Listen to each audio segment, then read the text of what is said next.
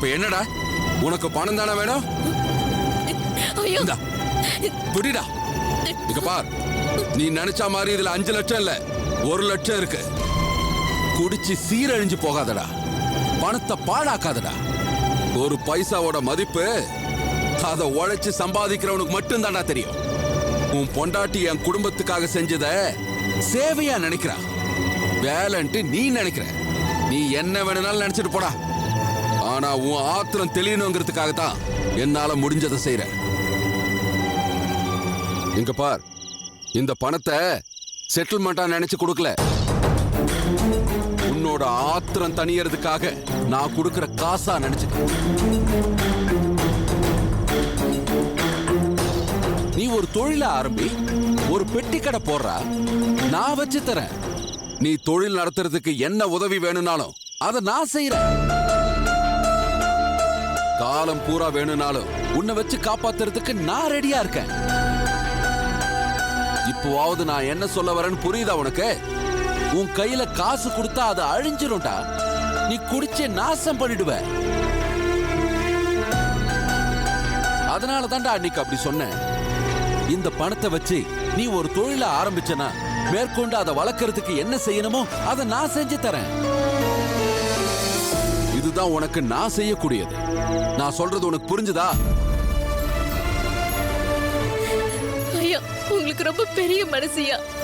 ஆனா என் புருஷனுக்கு அதுக்கெல்லாம் தகுதியே இல்லையா. இத பாருமா, உன் புருஷனுக்கு தகுதி இருக்கா இல்லையாங்கிறது எனக்கு முக்கியம் இல்ல. ஆனா இவன் உன் புருஷன். நீ என் குடும்பத்துக்கு செஞ்ச நல்லதுக்கு காலம் பூரா நான் உனக்கு உதவி செய்ய கடமைப்பட்டிருக்கேன். அப்படித்தான் நான் இதையும் எடுத்துக்கிறேன். இத பாரா சரவணா, இந்த பணத்தை வச்சுக்கிட்டு நான் சொன்ன மாதிரி நீ தொழில ஆரம்பி. என்ன தொழில் வேணும்னாலும் பண்ணு. உழைச்சி சம்பாதிக்கணும்டா.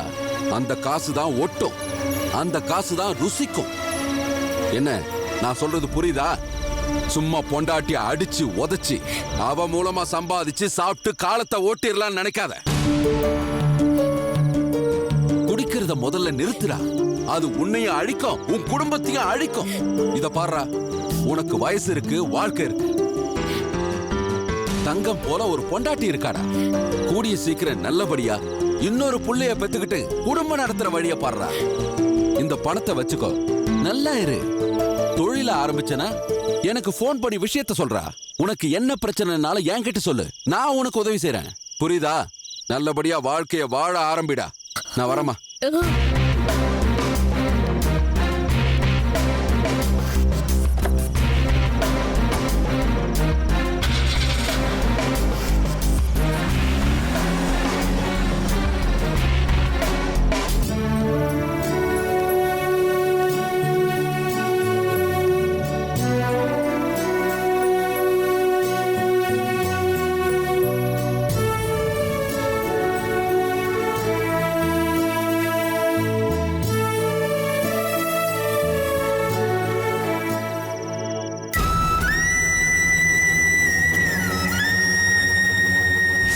பாரு, இது எங்க குழந்தை.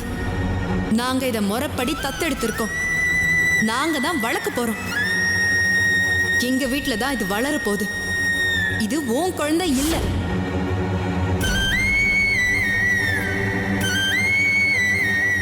நீ உன் குழந்தைய பார்த்திருக்கணும் கண்ணு. பெத்த தாய் இல்லையா? அந்த குழந்தைய பார்த்த நேரத்துல உன்னையே அறியாம உனக்கு பால் சுரந்திருக்கும்.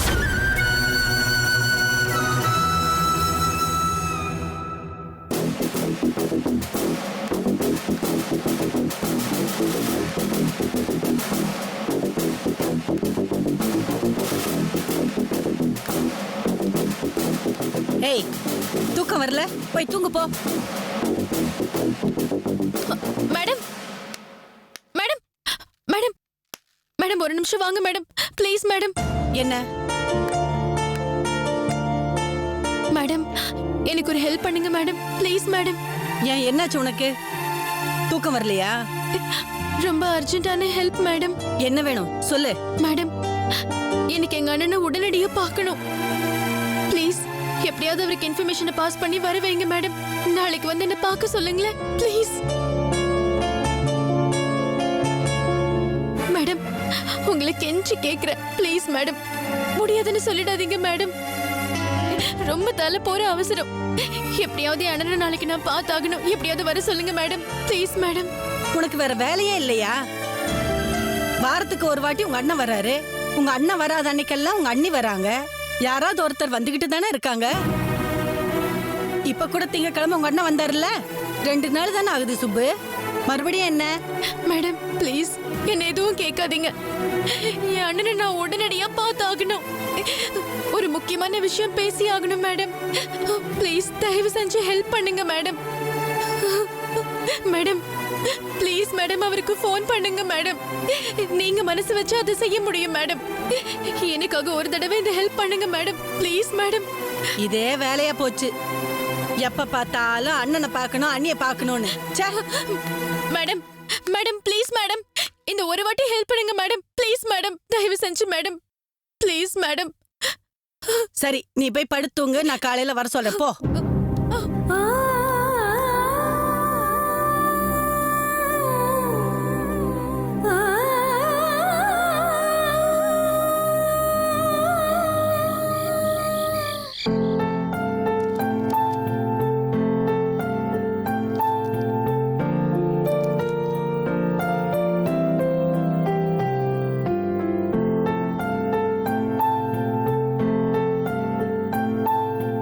வாருங்கக்கா. சுரேஷ் பால் எடுத்துட்டு வரட்டுமா? இல்ல எனக்கு வேண்டாம். சுரேஷ் உங்ககிட்ட ஒரு விஷயம் சொல்லுவேன், பட் நீங்க தப்பா நினைச்சுக்க கூடாது. நான் ஏன் தப்பா நினைச்சுக்க போறேன்? சொல்லு ரேணு. என்னங்க, விமல் உங்க பிசினஸ் பார்ட்னர் தானே? நாள் பூரா அவரோட தானே இருக்கீங்க. உங்க நல்லது கெட்டதுல அவரு சம்பந்தப்பட்டிருக்காரு, அவரோட நல்லது கெட்டதுல நீங்க சம்பந்தப்பட்டிருக்கீங்க. ஒருத்தருக்கு ஒருத்தர் க்ளோஸா இருக்கீங்க, மனசை விட்டு பேசிக்கிறீங்க, நல்லா பழகிக்கிறீங்க, எல்லாமே கரெக்ட். ஆனா அவருக்குன்னு ஒரு கஷ்டம் வந்திருக்கிறப்ப நீங்க இப்படி பாத்துக்கிட்டு பேசாம இருக்கிறது நல்லாவா இருக்கு? என்ன சொல்ற ரேணுகா? ஒன்னும் தெரியாத மாதிரி கேட்காதீங்க. விமல் பாவம் வைஃப பிரிஞ்சு தனியா இருக்காரு. உங்க க்ளோஸ் ஃப்ரெண்ட் அவர் இப்படி பிரச்சனையோட வீட்ல கஷ்டப்பட்டுட்டு இருக்கிறாருன்னு தெரிஞ்சதுக்கு அப்புறமும் அதை சரி பண்ணணும்னு நினைக்க மாட்டீங்களா? நான் என்ன பண்ண முடியும் ரேணுகா? இது அவருடைய பர்சனல் விஷயம். அப்படியா உள்ள போந்து நாம ஏதாவது கருத்து சொன்னா அவர் ஏதாவது தப்பா நினைச்சுக்கிறதுக்கு சான்ஸ் இருக்கு இல்லையா? விமல் அந்த மாதிரி ஆளா? நீங்க தான் அவரை தப்பா நினைக்கிறீங்க. இத பாருங்க, விமலையும் அவரோட வைஃபையும் சேர்த்து வைக்க வேண்டியது நம்மளோட கடமை. நீங்க கொஞ்சம் கோஆபரேட் பண்ணீங்கன்னா இதை நம்ம ஈஸியா செஞ்சிடலாம். கேட்க நல்லா இருக்கு ரேணுகா, ஆனா எப்படி முடியும்னு தான் எனக்கு புரியல. இருக்குங்க, வழி கிடைச்சதுனால தான் சொல்றேன். ரொம்ப யோசிச்சு பார்த்துட்டேன். நீங்களும் நானும் நேரடியா இந்த விஷயத்தை பத்தி விமல் கிட்ட பேச முடியும். ஆனா வனிதா கிட்ட பேசுறது கஷ்டம். காயத்ரி பார்க்க போற சாக்குல அவங்க வீட்ல பல தடவை நான் அவங்கள அப்சர்வ் பண்ணிருக்கேன். அவங்கள ஹேண்டில் பண்றது கொஞ்சம் கஷ்டம்தான். பாரு, நீ ஏன் இப்படி சொல்ற? அப்புறம் நாம என்னத்த சொல்லி அவங்கள சேர்த்து வைக்க முடியும் நீ நினைக்கிற? அவங்கள நாம ஹேண்டில் பண்றது கஷ்டம்தான். ஆனா அவங்க மேல உரிமை உள்ளவங்க அவங்கள ஈஸியா ஹேண்டில் பண்ணலாம் தானே? புரியலையே. காயத்ரி கிட்ட பேசி வனிதாவோட மாமியார் ஃபோன் நம்பரை நான் வாங்கியிருக்கேன். அந்த நம்பருக்கு ஃபோன் பண்ணி அந்த அம்மா கிட்ட நீங்க பேசுங்க.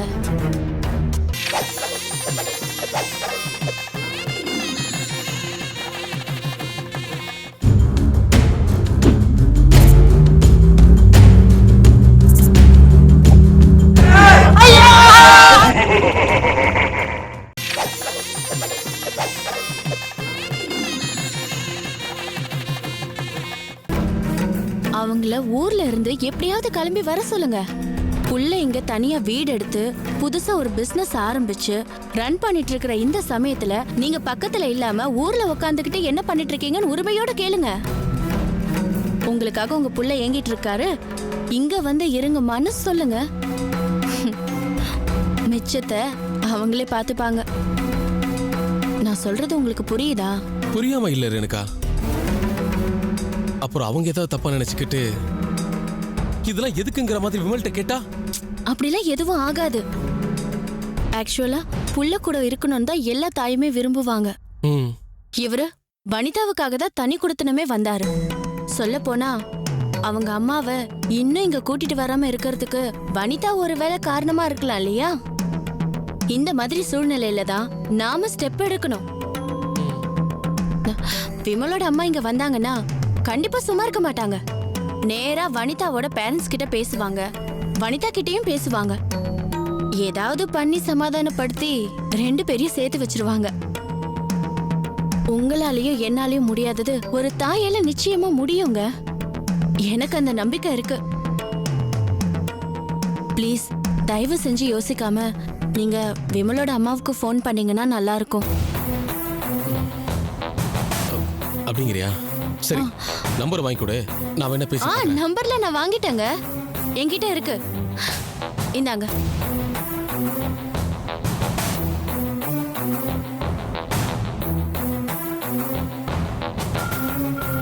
ரிங் போது பேசுங்க.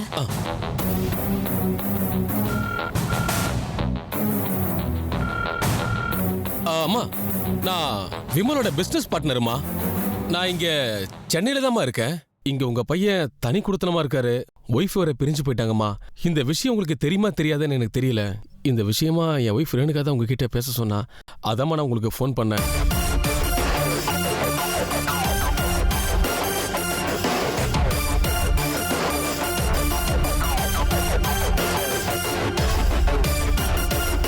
ஆரம்பிச்சிட்டேன்டா என் ஆட்டத்தை. இனிமே நான் அடங்க போறதில்ல. நீ தான் அடங்கி ஒடுங்கி பொட்டி பாம்பா மாற போற. உங்க அம்மாவை வர வைக்கிற விமல். இதுக்கு மேல உன்னால என்ன பண்ண முடியும்னு பாக்குற. என் ஆட்டமே உன் அம்மாவை வச்சுதான்.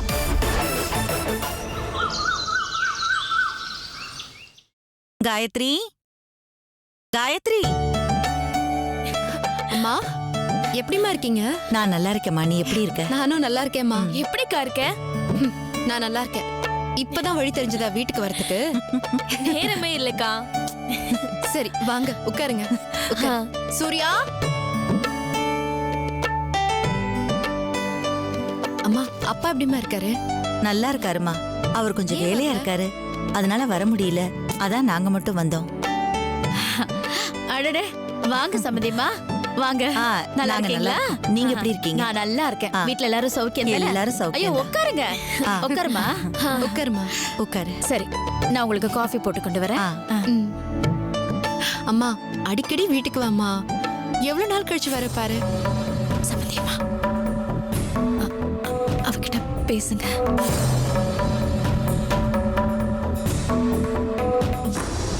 அக்கா, குழந்தை என்ன பண்றான்? தூங்குறானா? ஆமா கௌரி, இப்பதான் பால் கொடுத்து தூங்க வச்சுட்டு வரேன். இரு, நான் போய் தூக்கிட்டு வரட்டுமா? வேண்டாம், வேணாக்கா. உட்காரு. தூங்குறவன எழுப்புனா அழுவான். அவன் எழுந்ததுக்கு அப்புறம் நான் விளையாண்டுக்கிறேன். காயத்ரி, உங்ககிட்ட ஒரு விஷயம் பேசணுமா? அதுக்காக தான் நாங்க இங்க வந்திருக்கோம். இப்ப பேசலாமா இல்ல அப்புறமா பேசவா? ஐயோ, என்ன விஷயமா? எதுவா இருந்தாலும் சொல்லுமா. நீ இப்படி சந்தோஷமா பேசுறது, சிரிச்சுக்கிட்டு இருக்கிறது, இது எல்லாத்துக்குமே காரணம் அந்த குழந்தை வந்தது தானே நான் புரிஞ்சுக்கிறேம்மா. ஆனா இதோட நீ திருப்தி அடைஞ்சிடக்கூடாதுன்னு தான் என் மனசுல ஒரு சின்ன கவலை. இத பாருமா, கடவுளா பார்த்து உனக்கு ஒரு குழந்தைய கொடுத்திருக்கிறது ஒரு நல்ல விஷயம்தான். அதுல தப்பு ஒன்றும் இல்ல. ஆனா அதுக்காக நீ ஒரு குழந்தைய பெத்துக்காம இருக்கிறது எனக்கு சரியா படல. மா, என்னம்மா இப்படி திடீர்னு சொல்ற? நான் தான் அன்னைக்கே உனக்கு போன்ல சொன்னேன்ல. நீ சொன்ன, ஆனா யோசிச்சு பார்த்தா உனக்குன்னு ஒரு நல்லது நடக்கிறது தான் உனக்கும் நல்லது, இந்த வீட்டுக்கும் நல்லதுன்னு என் மனசுல பட்டுச்சு, சொல்லிட்டேன். மா, நான் ஒன்னும் குழந்தையே பெத்துக்க போறதில்லைன்னு சொல்லவே இல்லையேம்மா. கொஞ்ச நாள் இவன் வளர்ந்து 1 வயசு 2 வயசாவது ஆகுற வரைக்கும் என்னோட ஃபுல் கான்சென்ட்ரேஷன் இவன் மேலதான் இருக்கணும்னு நினைக்கிறேன். இது ஒரு தப்பா? நான் தப்புன்னு சொல்லல காயத்ரி. ஆனா அதுக்காக உனக்குன்னு ஒரு குழந்தை பிறக்கறத தள்ளி போடுறது தான் தப்புன்னு சொல்றேன்னா. எத்தனையோ பேருக்கு ரெட்டை குழந்தையே பிறக்குது. அடுத்தடுத்த வருஷம் குழந்தைய பெத்துக்கிறவங்களும் இருக்காங்க. அவங்க எல்லாம் 2 குழந்தையும் ஒன்னா வளர்க்கறது இல்லையா? அந்த மாதிரி நீயும் வளர்த்துட்டு போ. இது ஒரு கஷ்டமா? அக்கா, அம்மா சொல்றதை யோசிச்சு பார்த்தா ஒரு விதத்துல அதுவும் நியாயமா தான் இருக்கு. நீ மட்டும் ஓகேன்னு சொன்னா உனக்கு ஒரு குழந்தை பிறந்ததுன்னு வை, இவனை பாத்துக்கிறதுக்கு நான் இருக்கேன்ல.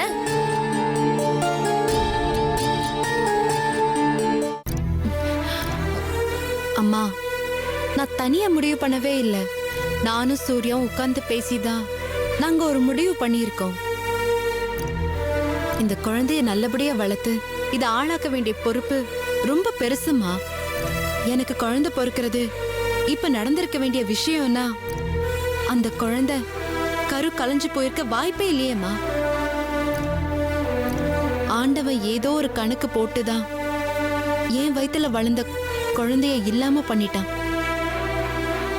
எங்களுக்கும் வயசு இருக்குமா, உடனே குழந்தைய பெத்துக்கிட்டே தான் தீரணும்னு என்னம்மா கட்டாயம்? இத பாருமா, நீ பேசுறது ரொம்ப தப்பா இருக்கு. குழந்தைங்கிறது உனக்கு சாதாரணமா இருக்கலாம், ஆனா எனக்கு அது அப்படி இல்ல. அது என் குடும்பத்தோட வாரிசு. பத்தா குறைக்கு உங்க மாமனார் என்னடான்னா யாரோ ஒரு பொண்ணு பெத்து போட்ட குழந்தைய இந்த வீட்டு வாரிசு வாரிசுன்னு சொல்லிட்டு தெரிகிறாரு. கேட்கறதுக்கே எவ்வளவு நாராசமா இருக்கு தெரியுமா? கேட்காத அண்ணையார் கேட்கணும்னா அப்பா அவரோட ஆசையை அப்படி வெளிப்படுத்தினாரு. ஆமாண்டா, இந்த வீட்ல என்னதாண்டா நடந்துகிட்டு இருக்கு? யாராவது என்ன பத்தி கவலைப்படுறீங்களா? ஒரு குழந்தைய பெத்து கொடுன்னு சொல்றது அவ்வளவு பெரிய தப்பாடா? நீ கேட்கறதுல தப்பே இல்ல, ஆனா எல்லாத்துக்கும் நேரம் காலம்னு ஒண்ணு இருக்கு. வாங்க சம்பந்தி. என்ன ஏதாச்சும் பிரச்சனை என் பொண்டாட்டி ஃபோன் பண்ணி வர சொன்னாலா? ஐயோ, அதெல்லாம் ஒண்ணும் இல்ல சம்பந்தி. இவ இப்போதைக்கு குழந்தை பெத்துக்க வேணான்னு முடிவு பண்ணிருக்கிறது சரியில்லைன்னு என் மனசுக்கு பட்டுச்சு. சரி, நேர்ல பார்த்து சொல்லிட்டு போலான்னு வந்தேன். நல்லது கெட்டத நாம தானே எடுத்து சொல்லி கொடுக்கணும். அதான். இத பாருங்க சம்பந்தி, காயத்ரியும் சூர்யாவும் சேர்ந்துதான் இப்போதைக்கு குழந்தை வேண்டான்னு முடிவு பண்ணிருக்காங்கன்னா அவங்க முடிவுல தலையிடுறதுக்கு நமக்கு எந்த ரைட்ஸும் கிடையாது. அதுவும் இல்லாம யாரோ பெத்த குழந்தைங்கிற எண்ணம் இந்த வீட்டுல இருக்கிற யாருக்கும் வந்துடக்கூடாதுங்கிறதுக்காகத்தான் நான் அதை இந்த குடும்பத்தோட வாரிசுன்னு சொன்னேன். அந்த குழந்தைக்கு என்னமா குறைச்சல்? அந்த குழந்தை தங்கமா இருக்கான். அந்த குழந்தை மேல காயத்ரி எவ்வளவு பாசமா இருக்கா தெரியுமா? இந்த குடும்பத்துல எல்லாருக்குமே அந்த குழந்தைய பிடிச்சிருக்கு. இதோ இவளை தவிர இன்னும் கொஞ்ச நாள் போச்சுன்னா இவளுக்கும் பிடிக்கும். பிடிக்காதுங்க. நான் செத்தால அந்த குழந்தை எனக்கு பிடிக்காது. ஒரு குழந்தையை தூக்கிட்டு வந்து இதுதான் நம்ம குடும்பத்தோட வாரிசுன்னு நீங்க பேசிட்டு இருக்கிறத என்னால ஏத்துக்க முடியாது. ஏத்துக்கிட்டு தான் ஆகணும்.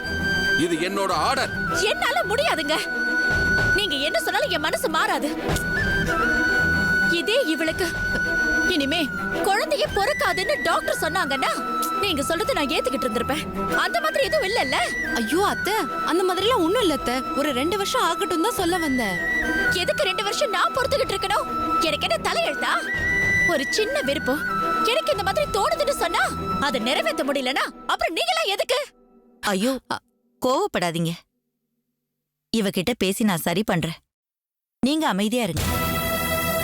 காயத்ரி, உன் அத்தை கேக்குறதுல எந்த தப்பும் இருக்கிறதா எனக்கு தெரியலம்மா. இவங்களோட நியாயமான ஒரு ஆசைய நிறைவேற்றி வைக்க வேண்டிய பொறுப்பு உனக்கு இருக்குல்ல. இந்த வீட்டுக்கு நீ மருமகளா வந்து இவங்களுக்குன்னு நீ என்ன செஞ்சிருப்ப? நல்லா யோசிச்சு பாரு காயத்ரி. எனக்கு தெரிஞ்சு இது வரைக்கும் எதுவுமே இல்ல. அப்படி இருக்கிறப்போ ஒரு குழந்தைய பெத்து அவங்க கையில குடுக்கறதுல உனக்கு என்னமா கஷ்டம்? அப்படி சொல்லுங்கம்மா. இத பாருங்கம்மா, என் பொண்டாட்டி சொல்ற பேச்செல்லாம் தயவு செஞ்சு நீங்க கேட்காதீங்க. காயத்ரியும் சூர்யாவும் இப்போதைக்கு குழந்தை வேணான்னு எடுத்திருக்கிற முடிவை நான் ஏத்துக்கிறேன். இந்த குழந்தைய வளர்த்து ஆளாக்க வேண்டிய பொறுப்பு தனக்கு இருக்குன்னு காயத்ரி நினைக்கிறது அவளோட பரந்த மனசை காட்டுது. அவளை அவ வழியிலேயே விடுறதுதான் நம்ம எல்லாருக்குமே நல்லது. ஏய் கோமதி, உனக்கு நான் கடைசி தடவையா எச்சரிக்கை பண்றேன். இன்னொரு தடவை இந்த குழந்தைய பத்தி ஏடாகூடமா ஏதாவது சொல்றது, நீ ஒரு குழந்தைய பெத்துக்கோன்னு காயத்ரியை போட்டு டார்ச்சர் பண்றது, இந்த மாதிரி ஏதாவது பண்ணிக்கிட்டு இருந்த அப்புறம் நான் விபரீதமா முடிவெடுக்க வேண்டியது இருக்கும். ஆமா, இது நான் உன்கிட்ட விளையாட்டுக்கு சொல்லல. ஒழுங்கா இருந்துக்க. ஆமா, ஆவுன்னா இந்த மாதிரி பூச்சாண்டி காட்டுறதுக்கெல்லாம் ஒண்ணும் குறைச்சல் இல்ல. எனக்கு என்ன வந்துச்சு? எக்கிட கெட்டு போங்க. நல்லதை எடுத்து சொல்றதுக்கு நான் ஒருத்தியாவது இருக்கேன்னு உங்களுக்கு எல்லாம் புரிஞ்சுக்க தெரியலனா அப்புறம் நீங்க எல்லாம் படிச்சு என்ன லாபம்? போங்க.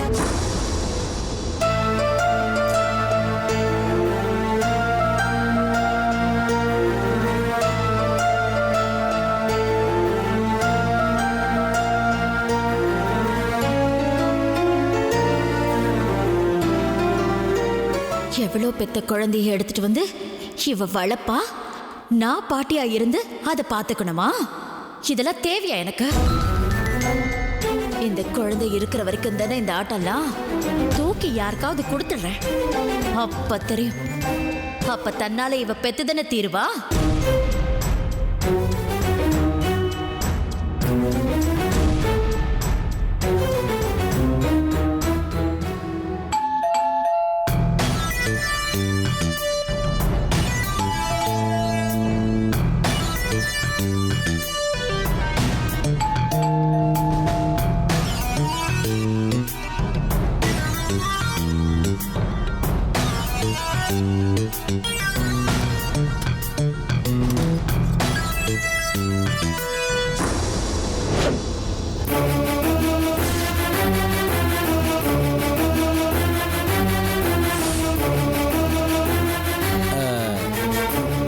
நீங்களா? எப்படி இங்க? வாங்க, உள்ள வாங்கம்மா. என்னென்ன பேய் அரைஞ்ச மாதிரி பாக்குற? வான்னு சொல்லி சந்தோஷமா கூப்பிடுவேன்னு பார்த்தா நீ வேற. அம்மா உள்ள வாங்கம்மா. என்ன வீடெல்லாம் புதுசா வாங்கியிருக்க, சொல்ல கூட இல்ல. செம்மையா இருக்கே வீடு. அம்மா என்னம்மா சொல்லாம கொள்ளாம வந்துட்டீங்க? ஏண்டா சொல்லிட்டு தான் வரணுமா உங்ககிட்ட? அப்படியெல்லாம் ஒண்ணும் இல்லம்மா, முதல்ல உட்காருமா. என்னடா நினைச்சிட்டு இருக்கோம் மனசுல? எப்ப நீ இந்த வீட்டுக்கு குடி வந்த? யார கேட்டு நீ இதை செஞ்ச? அம்மா அது வந்து ஆபீஸ் இங்க இருந்து பக்கமா இருக்கு, அதனால தான் இங்க வீடு பார்த்தம்மா. நான் அதை கேட்கல. தனியா வீடு பார்த்ததும் நீயும் உன் தங்கச்சி 2 பேரும் இங்க வந்து இருக்கிறேன்னு என்கிட்ட சொல்லிட்டு தானே நீ இங்க வந்த. ஆனா வீடு பார்த்த விஷயத்தையும் என்கிட்ட மறைச்சிட்டு நீ மட்டும் இங்க தனியா என்னடா பண்ணிட்டு இருக்க? சாச்சா சொல்லக்கூடாதுன்னு ஒன்றும் இல்லைம்மா, வேலை பிஸியில் மறந்துட்டேன். இன்ஃபேக்ட் நானே நெக்ஸ்ட் வீக் நேரில் வந்து உன்னை பார்த்து எல்லாத்தையும் சொல்லலான்னு தான் நினச்சேன். நிறுத்தடா. எனக்கு என்ன எதுவுமே தெரியாதுன்னு நினைச்சியா? எங்கடா உன் பொண்டாட்டி? கூப்பிட அவளை.